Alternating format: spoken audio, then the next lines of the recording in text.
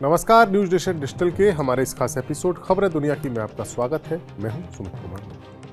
हाल ही में जब 1.25 साल से चल रही गाजा की जंग का युद्ध विराम हुआ तो इसका क्रेडिट अमेरिका के नए प्रेसिडेंट बने डोनाल्ड ट्रंप ने लिया और ऐसा माना भी गया कि ट्रंप के सख्त रवैये के बाद ही इजराइल के पीएम बेंजामिन नेतन्याहू हमास के पूर्ण खात्मे से पहले ही गाजा में सीज फायर करने के लिए राजी हो गए, वरना वो चाहते थे कि पहले हमास का खात्मा किया जाए तब सीज फायर किया जाए। लेकिन ट्रंप ने धमकी दी थी कि उनके शपथ लेने से पहले ही गाजा में बंधकों की रिहाई की डील हो जानी चाहिए, यानी युद्ध विराम हो जाना चाहिए। युद्ध विराम हुआ और कैदियों की अदला बदली भी जारी है। लेकिन इसी बीच ट्रंप का एक ऐसा प्लान सामने आया है जिसने पूरे मिडिल ईस्ट इलाके के सभी मुस्लिम देशों के होश उड़ा दिए। ट्रंप का मानना है कि वो इस जंग से गाजा में हुई तबाही के बाद वहां रहने वाले फिलिस्तीनियों का पुनर्वास कराना चाहते हैं और वो गाजा में नहीं बल्कि उसके पड़ोसी मुल्क इजिप्ट और इजराइल के पड़ोसी मुल्क जॉर्डन में होना चाहिए। डोनाल्ड ट्रंप के बयान से एक नई हलचल पैदा हो गई है। उन्होंने शनिवार को एक सुझाव दिया था जिस पर मिडिल ईस्ट के देशों ने पूरे इस्लामिक वर्ल्ड में चर्चा तेज हो गई। डोनाल्ड ट्रंप ने गाजा पट्टी के साथ सीमा बॉर्डर शेयर करने वाले, यानी गाजा पट्टी से जिस देश की बॉर्डर लगता है वो है इजिप्ट, और इसराइल के साथ जिस देश का बॉर्डर लगता है या वेस्ट बैंक के साथ बॉर्डर लगता है वो जॉर्डन, इन दोनों देशों से अपील की कि वो गाजा के लोगों को अपने यहाँ पर बसा दें। उन्होंने जॉर्डन से कहा कि वो करीब 1.5 मिलियन गाजा के लोगों को अपने यहाँ बसने दें। इसी तरह इजिप्ट को भी उन्होंने कहा कि वो गाजा के लोगों को अपने यहाँ रहने दें। इनके लिए हाउसिंग कॉलोनियाँ बनाई जा सकती हैं। उनके इस सजेशन को जॉर्डन ने तो सिरे से खारिज कर दिया, वहीं इजिप्ट ने भी इस पर ऑब्जेक्शन जताया है। ट्रंप ने कहा कि मैं जॉर्डन के किंग अब्दुल्ला से अपील करता हूं कि ज़्यादा से ज़्यादा गाजा के लोगों को अपने यहाँ बसा लें। हालांकि ट्रंप इसे एक टेम्परेरी अरेंजमेंट बता रहे हैं। डोनाल्ड ट्रंप ने कहा कि मैंने जॉर्डन के किंग से कहा है कि मुझे अच्छा लगेगा यदि आप गाजा के और लोगों को अपने यहाँ बसते दें। गाजा के हालात ख़राब हैं और वहाँ पूरी तरह से तबाही हो गई है, वहाँ कुछ भी नहीं बचा है। डोनाल्ड ट्रंप ने जॉर्डन के किंग के बाद इजिप्ट के प्रेसिडेंट फतेह अल सीसी से भी बात की।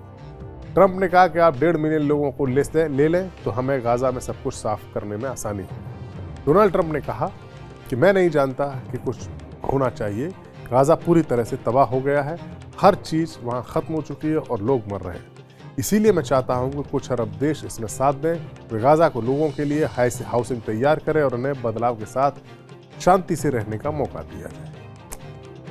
अब एक तरह से देखा जाए तो डोनाल्ड ट्रंप बड़ी अच्छी बात कर रहे हैं, क्योंकि जंग में गाजा में तबाही हुई है और जब तक गाजा साफ नहीं होता तब तक इन लोगों को इधर उधर बसा दिया जाए। लेकिन बात इतनी आसान और इतनी सीधी नहीं है जितनी कही जा रही है। इस बात का मतलब ये भी हो सकता है कि गाजा से फिलिस्तीनियों को हटाने का रास्ता साफ किया जाए और वो कभी अपनी मातृभूमि पर ना लौटें। ट्रंप के इस बयान ने हलचल मचा दी है। इस प्रस्ताव को लेकर लोगों को डर है कि ट्रंप एक ऐसा प्रस्ताव दे रहे हैं जो इजराइल को बढ़ावा देने वाला हो सकता है। ऐसा हुआ तो इजराइल अपना विस्तार करेगा और गाजा पर भी कंट्रोल कर लेगा। इजिप्ट के विदेश मंत्रालय ने कहा कि हम गाजा के लोगों को जबरन वहां से बाहर भेजने का प्लान का विरोध करेंगे। मंत्रालय ने कहा कि फिलिस्तीनियों को उनकी जमीन से जबरदस्ती नहीं हटाया जा सकता। इजिप्ट ने कहा कि वो ऐसे कदम को स्थिरता के लिए खतरा है और इससे इस इलाके में फिर से संघर्ष के हालात पैदा हो सकते हैं। ऐसी स्थिति शांति, सह-अस्तित्व और अवसरों के लिए खतरा है। वहीं जॉर्डन ने कहा कि हमारी पूरा कमिटमेंट हमारा यही है कि फिलिस्तीन के लोग अपनी जमीन पर रहें। जॉर्डन के विदेश मंत्री अयमान सफादी ने कहा कि हम गाजा के लोगों को नहीं लेंगे, ये हमारा क्लियर स्टैंड है। उन्होंने कहा कि जॉर्डन वालों के लिए जॉर्डन है, फिलिस्तीनियों के लिए फिलिस्तीन है। वहीं इस जंग से पहले गाजा का पूरा प्रशासन संभाल रहे हमास ने कहा कि गाजा पट्टी में फिलिस्तीनी लोगों को सिर्फ अपनी जमीन के लिए 15 महीने तक मौत और विनाश सहना पड़ा है। उन्होंने ट्रंप के प्रस्ताव को यह कहते हुए खारिज कर दिया कि वो पुनर्निर्माण की आड़ में ऐसा कोई प्रस्ताव मंजूर नहीं करेंगे। उन्होंने कहा कि हम गाजा को पहले से भी बेहतर बना लेंगे, बशर्ते गाजा से घेरेबंदी हटा दी जाए।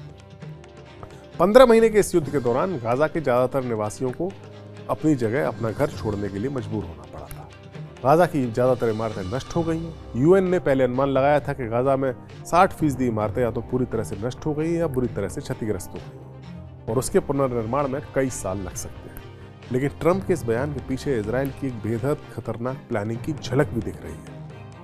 मोटे तौर पर तो ट्रंप की प्लानिंग बड़ी अच्छी लग रही है, लेकिन इसके पीछे इजराइल का एक और प्लान है। उसकी झलक यहाँ देखिए, वो क्या था हम बताते हैं। कुछ महीने पहले इजराइल की इंटेलिजेंस मिलिट्री का एक सीक्रेट पेपर लीक हुआ था। इस पेपर के मुताबिक गाजा पट्टी के करीब 20 लाख आम फिलिस्तीनियों को उनकी धरती से बेदखल करके इजिप्ट के उत्तरी साइनाई इलाके में पहले टेंटों में अस्थायी तौर पर बसाया जाए, फिर बाद में उन्हें वहां स्थायी तौर पर बसा दिया जाए। यानी इस पेपर के मुताबिक गाजा पट्टी को हमेशा के लिए फिलिस्तीनियों से खाली करा के उन्हें इजिप्ट में बसाने का मास्टर प्लान बनाया गया था। इस बार ट्रंप इजिप्ट के साथ साथ जॉर्डन को भी जोड़ रहे हैं।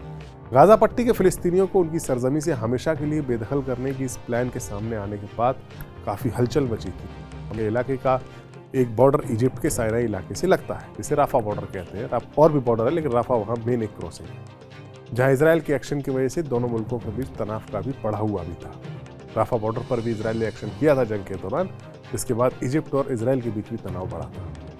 दरअसल इजिप्ट को इस बात की पूरी आशंका हमेशा से रहती आई है कि इसराइल का इरादा गाजा पट्टी में बसे हुए फिलिस्तीनी अरबों को बेदखल करके कहीं और बसाने का है, और इसके लिए उसे इजिप्ट का साइनाई प्रायद्वीप काफ़ी मुफीद लगता है इसराइल को। इजिप्ट के प्रेसिडेंट अल सीसी ने तब भी साफ किया था कि वो शरणार्थियों के लिए राफा बॉर्डर नहीं खोलेंगे, क्योंकि एक बार अगर फिलिस्तीनी साइनाई में बस गए तो उनके वापस गाजा लौटने के चांस बहुत कम है। इसराइल उन्हें लौटने ही नहीं देगा, और इस तरह से गाजा में फिलिस्तीन की आज़ादी की लड़ाई हमेशा के लिए खत्म हो जाएगी। हालांकि तब इसराइल के पीएम नेतन्याहू ने इसे महज एक कॉन्सेप्ट पेपर बताते हुए कहा था उनकी ऐसी कोई योजना है ही नहीं।